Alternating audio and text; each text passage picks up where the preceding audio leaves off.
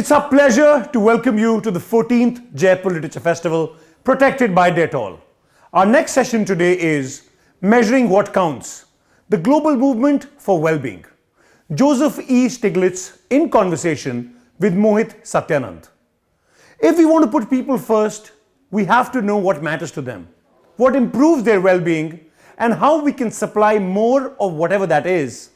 Joseph E. Stiglitz, a thought-provoking and critical look into society's measure of prosperity, Measuring What Counts, the Global Movement for Wellbeing, co-authored by Nobel laureate Joseph Stiglitz, charts the global movement of the past decade and questions the idea of the gross domestic product or GDP.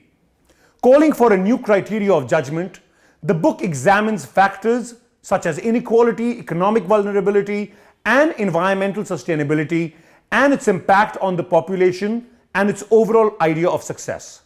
In this session, Joseph delves on the fundamental question of how we measure our lives and presents a new path ahead. Joseph Stiglitz is an American economist and a professor at Columbia University. He is also the co-chair of the high-level expert group on the measurement of economic performance and social progress at the OECD and the chief economist of the Roosevelt Institute. Mohit Satyanand is an entrepreneur and investor and has been instrumental in establishing businesses that produce packaged foods, promote the arts, and teach languages. He is currently the chairperson of Teamwork Arts and also serves on the boards of several other companies, both public and private. He is an active angel investor and mentors a wide range of startups. Please do remember to comment by typing it into the comment section. Ladies and gentlemen, Measuring What Counts, the Global Movement for Wellbeing. Joseph Stiglitz in conversation with Mohit Satyanand. Professor Stiglitz, it's indeed an honor to welcome you. Around the time that I was studying at Delhi University, way back in the early 70s, I was wrapping my head around what seemed at that point in time a fairly complex subject, which was the measurement of GDP. And as I retreated from academia, this then became the singular measure of how a country was doing. More importantly, a cross-country comparison of how nations were doing relative to each other. I'm sure that unplugging oneself from this very singular metric is going to be a very difficult one for nations to do and for measurement systems around the world to do. But before we get there, let me ask you, what were the policy impulses that made you think of the limitations of GDP as a measure of economic welfare? It's a great question. And let me begin by saying one of the reasons this is actually important is that what we measure affects what we do. It focuses our attention. And if our measure tells us we're doing very well when we're not, we'll be complacent. And one of my concerns was that the measures that we had weren't telling us about some of the things that we ought to be paying more attention to.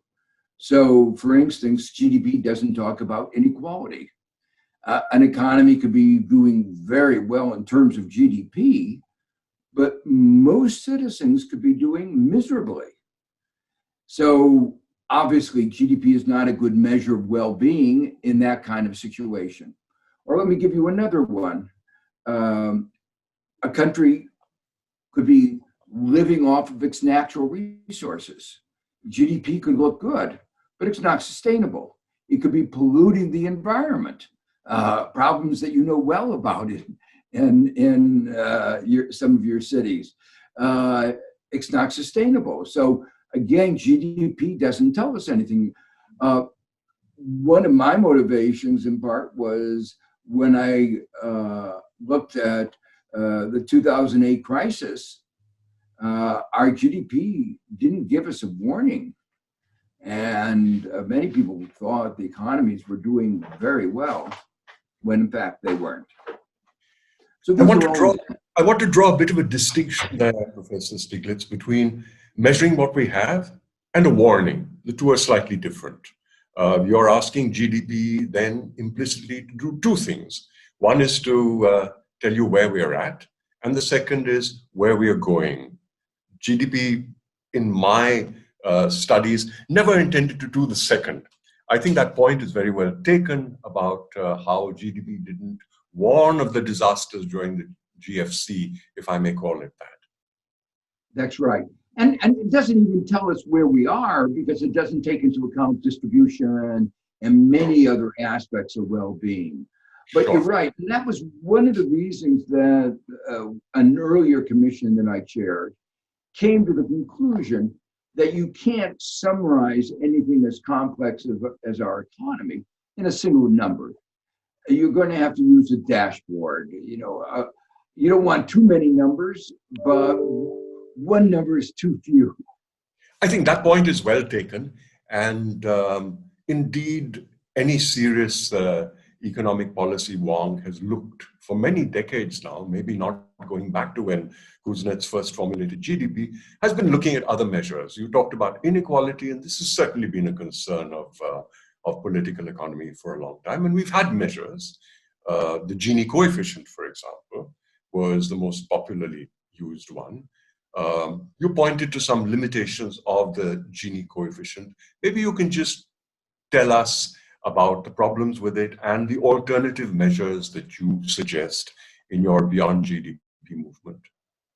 So first of all, let me say, you're looking at a whole probability distribution. Again, that's something too complicated to summarize in one number. And the Gini coefficient tries to do that. So you want to know is, for instance, what's happening to the bottom. Are the number of people in poverty increasing? Are those who are in poverty getting deeper into poverty? You want to know the upper tail. Are they seizing a larger and larger fraction of the country's income and wealth? You want to know about the middle class. Is the middle getting smaller, and how well are they doing? After all, for political purposes, the middle is particularly important. Well, you can't, again, as I say, summarize all of that in one number. And that's why we would argue, if you're thinking about inequality, there's an array of numbers you want to look at. You want to look at the poverty. You want to look at what's happening at the median. That's the person right in the middle. Is his income going up? One of the concerns in the United States is that the median income, say a full-time male worker, hasn't changed in 40 years. Right. So I think that this is largely a political viewpoint. For example, I would say that in India over the last several decades, ever since I studied economics, one of the numbers that we've always looked at very, very critically has been the percentage of people below the poverty line. And the progress of the national economy has always been measured against this benchmark. Is the percentage of people living below the poverty line going up by 1% per annum or 2%?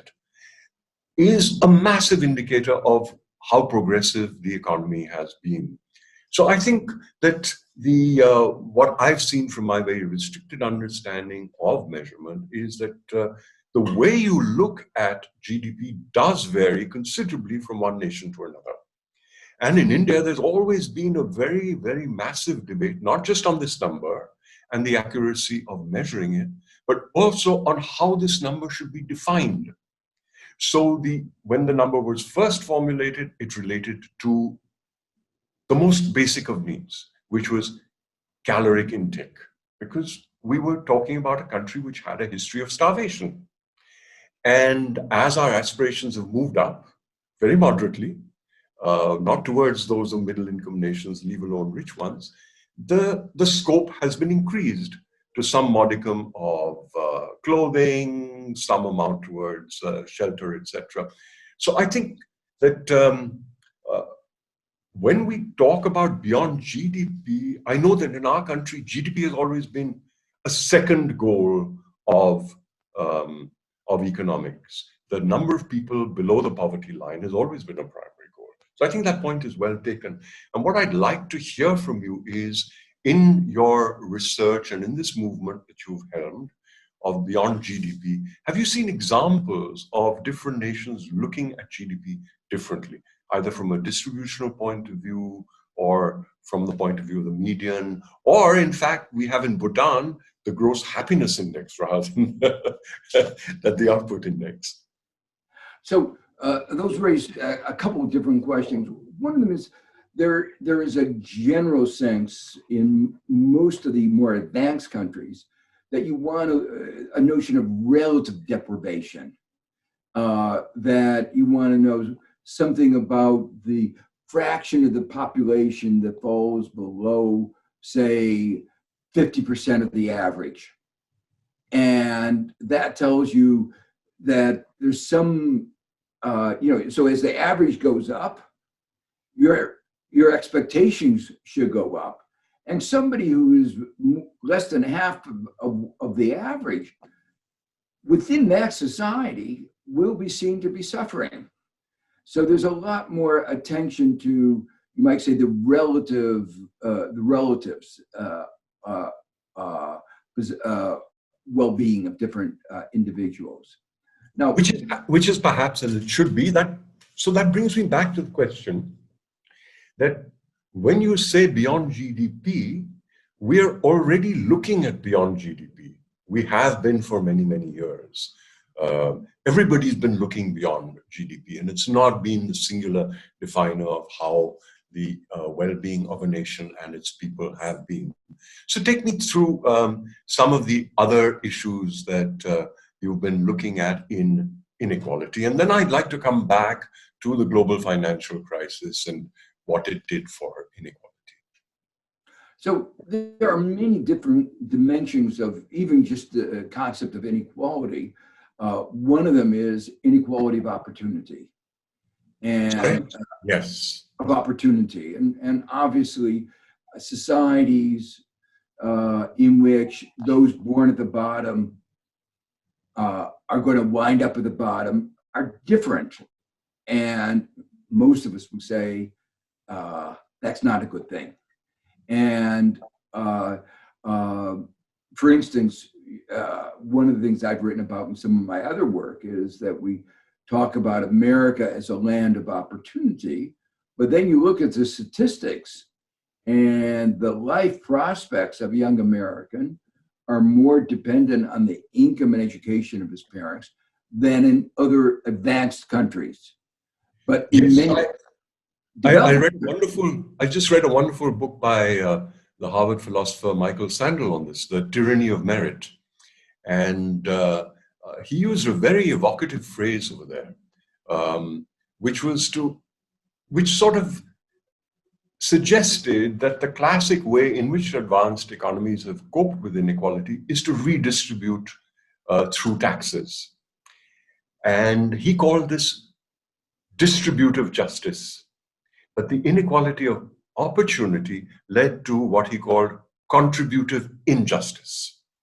And when you place these two phrases side by side, contributive justice versus distributive justice, you see this vast gap in between. And when you look at this gap, you start thinking about a whole lot of other issues, which is the sense of self-worth and dignity and so on and so forth.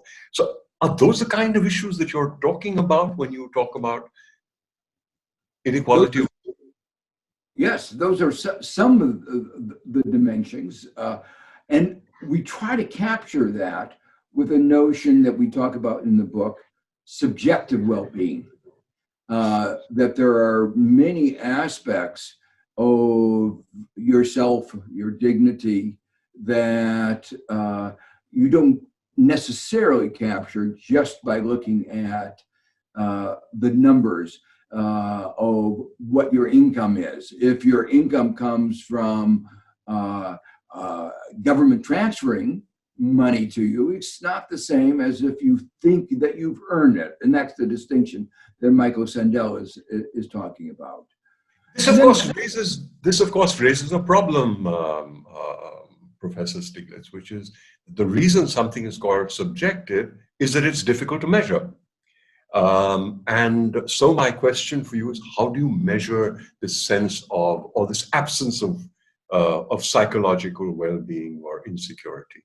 Are there reliable measures for this? The answer is yes. We had a lot of discussions over precisely that issue. And what is quite remarkable is that in terms of the overall statistics, if you repeat this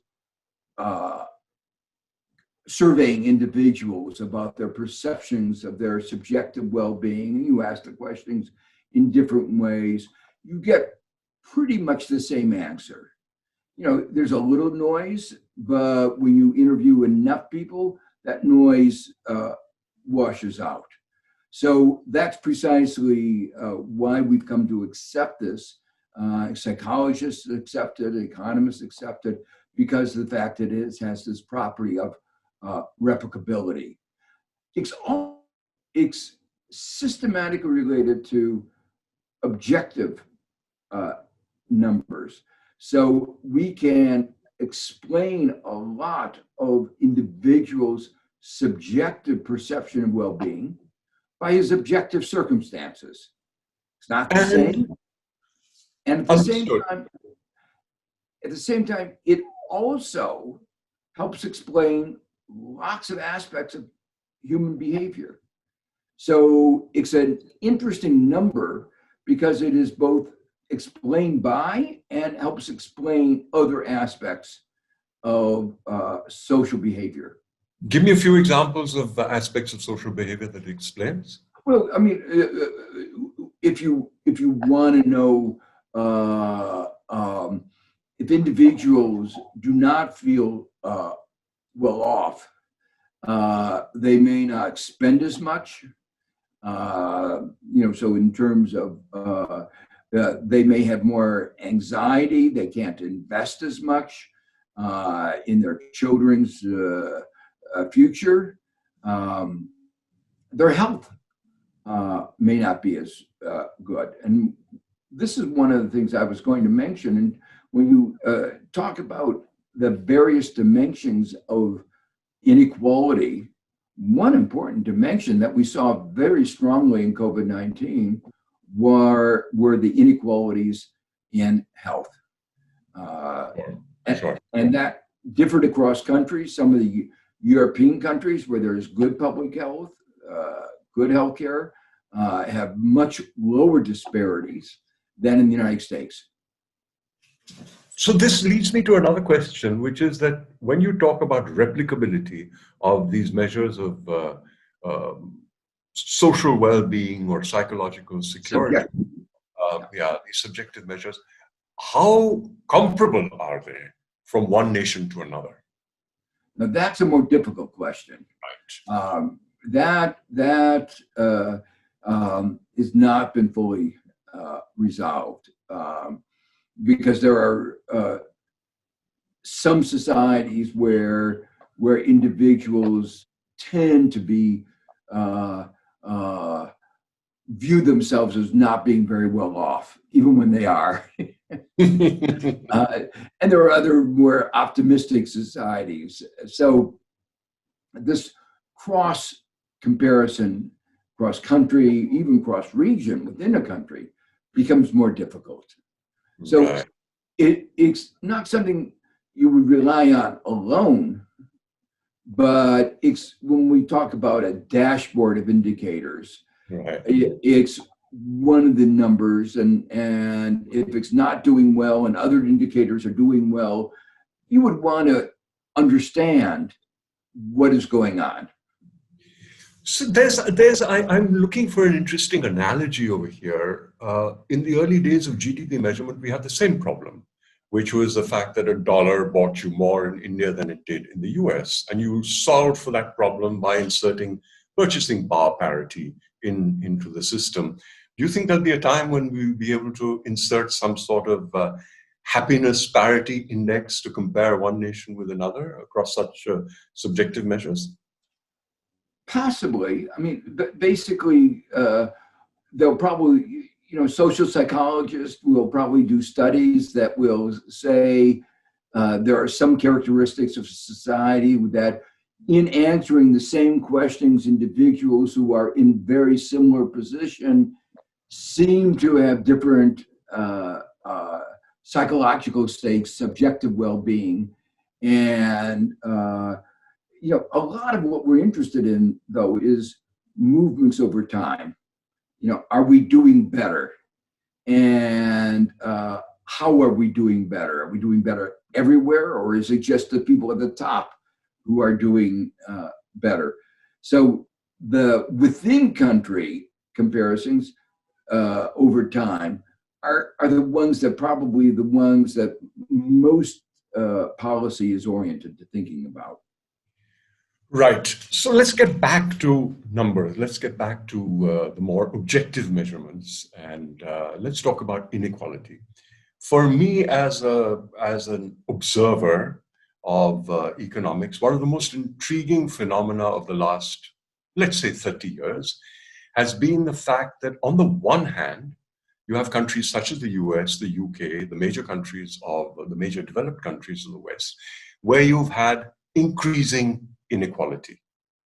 At the same time, if you look between countries, you've had a decreasing inequality because manufacturing has gone to China and to Vietnam and to some extent to India.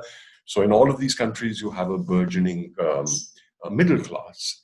And there's that famous diagram of the elephant, which you've also analyzed in your book. But without getting into that, how do you, as somebody who looks at the whole world, or not just an American economist, how do you in your head reconcile the good and the bad of these two phases happening simultaneously?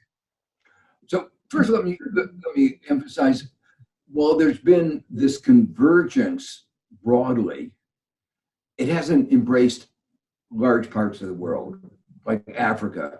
Hasn't, the big success stories are in Asia. Sure. The second thing, which is probably even more important, is the forces that brought that convergence are now turning around, and there's increasing worry that unless we do something, we're going to be facing divergence. You put in your question the importance of manufacturing as the vehicle by which the gaps were being closed. But manufacturing as a share of global employment, manufacturing as a share of global GDP is going to be going down. And well, I must interject and say that in India, it's not been so much manufacturing, but the export of information technology services. China and Vietnam have been stories of manufacturing. India has been a story of services.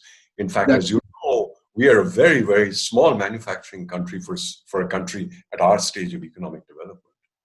But the services that have been doing very well in India have not directly been creating that many formal sector jobs. And there's been a real stagnation in the formal sector, you might say good jobs in India. Oh, that's absolutely true. That's absolutely true. And that is a great worry. And then even a greater worry is the fact, how are we going to close the gap between Africa, which is where most of the world's population growth is going to be going on in the next decades, and the rest of the world? So this picture where you could feel a little bit good about the growing inequality within a country because at least you could said, well, there's convergence across countries, people are doing better. There is now, I've been writing about this, there's now a worry that there's going to be global divergence with artificial intelligence, robotization, and the same forces of divergence within our countries, maybe moving globally. Sure, sure. My point was more to how you measure the fact that there's been prosperity in one part of the world and greater inequality in the other part of the world. I was referring more to constructing some sort of global matrix or some way to look at the positives of one versus the negatives of the other. There are some people who try to construct a simple measure like a Gini coefficient, a global Gini coefficient. But I think the elephant curve that you referred to, Branko Milanovic, highlights the very, very different circumstances of different people in that global income distribution. The people who are doing very well are the people at the very, very top.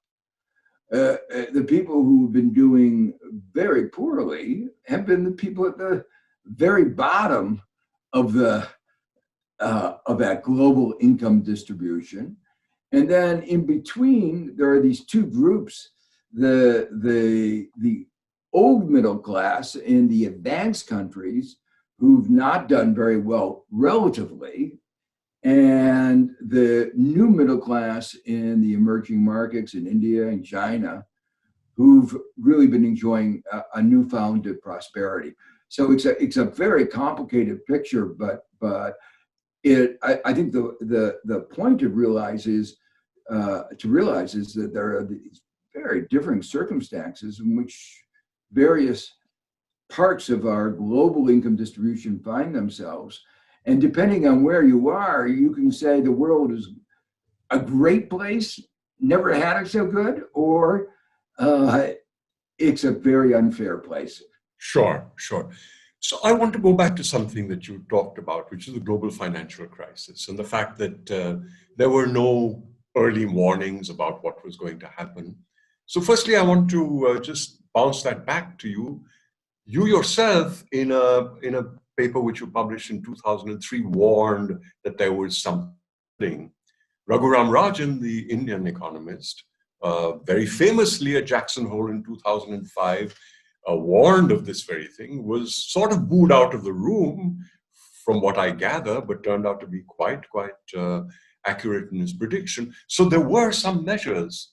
So the question always is, when you have a multiplicity of measures, it seems to me more a political act than a measurement problem of deciding whose way of looking at these numbers do we take cognizance of that. How would you react to that? Well, I think you're largely right, but this movement of going beyond GDP is saying we've learned enough to know that we ought to be paying attention to more variables. Sure. No, that point is well taken. So let's look at the specific one, which is that in retrospect, which is the number that you would have had US economists looking at harder in the run-up to the GFC, which might have prevented it? Well, I think it is both the imbalances in debt and some aspect of what was happening to our inequality.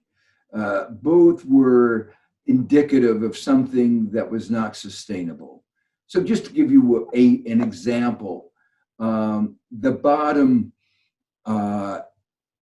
60-80% of Americans were spending 110% of their income, 100 or more. You can't year after year spend more of your income and think that that's going to be viable. Yeah, so you're saying we should have been looking at private debt more carefully. Exactly. And everybody was looking at public debt. Public debt was not a problem in the United States, but private debt was. And, any economist, it was a particular era where there was this confidence that the private market solves all problems, and the private market is omniscient. And so the view was that they wouldn't give people loans if they couldn't repay them. And they didn't understand a whole set of what we call agency problems externalities, luck, market failures. But might I be the contrarian over here and say that one of the market failures was the fact that money was priced too cheap. And so you created an incentive for bankers to go out and make aggressive loans. It happens when you price anything too cheap.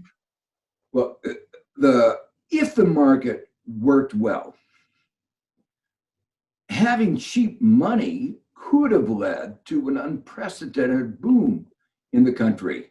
You know, cheap money could have been used to make new investments in productive capital, create more jobs, a burst of energy. We needed to retrofit our economy for climate change. I mean, there are lots of investments that we needed. Right. Unfortunately, the private market decided not to use the money for productive investments, but for speculation and to rob the poor through predatory lending. So that's a market failure. Yeah. Let's jump to the crisis which we're hopefully at the tail end of, which is the COVID pandemic and policy responses to that.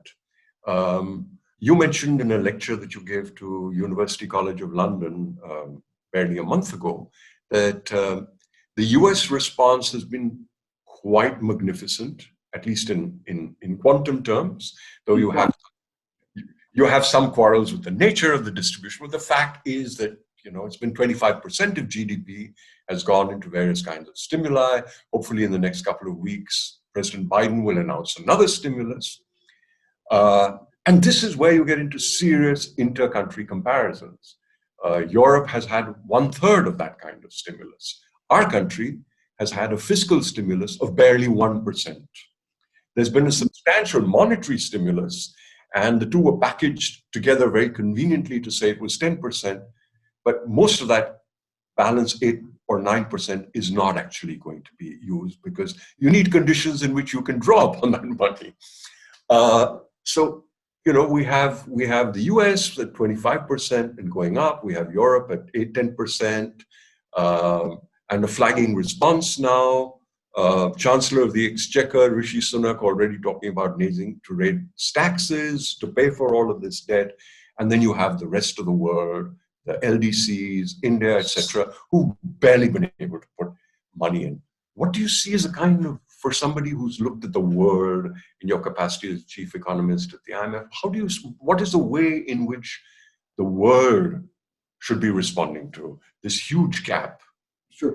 So first, let me say, it's going to have very big consequences, and you're seeing it already. The United States has had a much smaller decline, even though we've lost now almost 500,000 people, and the disease has been terrible. But the decline in GDP has been much more moderate, and it's because of massive government spending. Europe has had a 7 to 8% decline, and its recovery looks like it's going to be more muted next year. And some of the emerging markets, developing countries, are even worse, as you say. Argentina, 12% decline. So it's clear that money matters, that fiscal stimulus, as you pointed out, fiscal stimulus is what is needed. Monetary policy is not going to suffice. The problem is, what do you do if you're in a country that can't borrow in the way that the US government has been able to borrow? I'm asking you. So there are three things. First, let me talk about what the international community needs to do. The head of the IMF proposed a $500 billion issuance of SDR, special drawing rights, IMF money. It's a kind of international money. You can give it out and it can help stimulate the economies. And many of the advanced countries have said if they get that, they'll redonate them or relend them to the emerging markets and developing countries. Absolutely necessary. No good reason not to do it. Trump vetoed it. And I understand that the Biden administration is rethinking that issue. So hopefully they'll reach a positive conclusion. You may know that there are the Democratic congressmen and some Republicans are asking for $2 trillion of SDRs. So there's a lot of international support for doing a lot of this kind. The second thing is there are a number of countries that are facing debt crises. And we need to have debt restructuring on a massive scale for these countries. And money that they'll be spending to service their debt is money that could have been spent to rejuvenate their economy and provide for the health, make sure that their people don't die from COVID-19. Internally, countries are obviously going to have to think through the priority of spending. And there's some kinds of spending that stimulate the economy more, that help those who are more vulnerable more. So there's some dimensions of restructuring spending and in some cases raising taxes. So for instance, I think it's very likely the United States will raise the corporate income tax. And that will enable us to have more spending on some of the investments that we need for the future.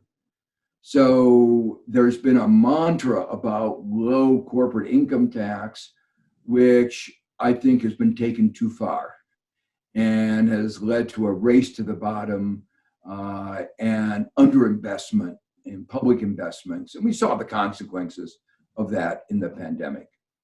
Right. But one of the downsides of that is that corporates can always move their registered offices overseas. We've seen that in the US, especially with the tech companies. How do you combat something like that? They move to low tax regimes. Two things. One of them is there are international discussions going on now to stop this race to the bottom. And I hope that those will be successfully concluded. It's a form of competition. It's tax competition. It's difficult to outlaw. But it's a destructive competition. It is a race to the bottom. And it is, the companies rely on having educated workers, on infrastructure, on, the tech companies have benefited from US government research that created the internet, that created all the science on which their advances are based. So, if we want to continue that progress, we have to continue to do research. So the first thing is this international agreement, and I hope we'll be making progress. For the large countries like the United States and the EU, we can unilaterally say, if you are going to do business in the United States, you have to pay a global minimum tax of 25%.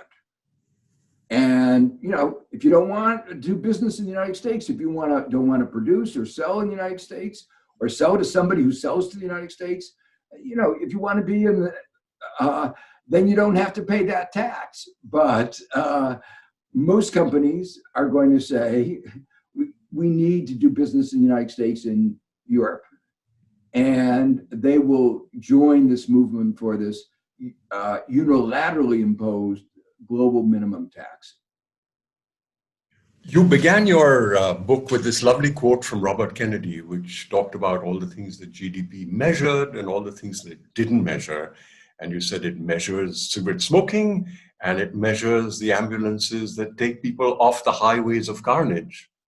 And what I also loved was where that quote ended, because it said that GDP does not measure the strength of our marriages, and it does not measure the beauty of our poetry. So from Teamwork, which celebrates the word and poetry, thanks so much, Professor Stiglitz, for a wonderful, wonderful session. I wish we could have had a lot more time. And I hope we'll be able to welcome you in Jaipur next year or the year after. Thank you so much. Thank you. Thank you, Joseph and Mohit, for such an in-depth insight into such pressing matters and for throwing light on what the future could bring. We thank our celebration partner, Diageo. Thank you all for watching and being such a great audience. Please stay logged on to continue to watch with us the series of exciting sessions featuring a stellar list of speakers that have been specially curated for you.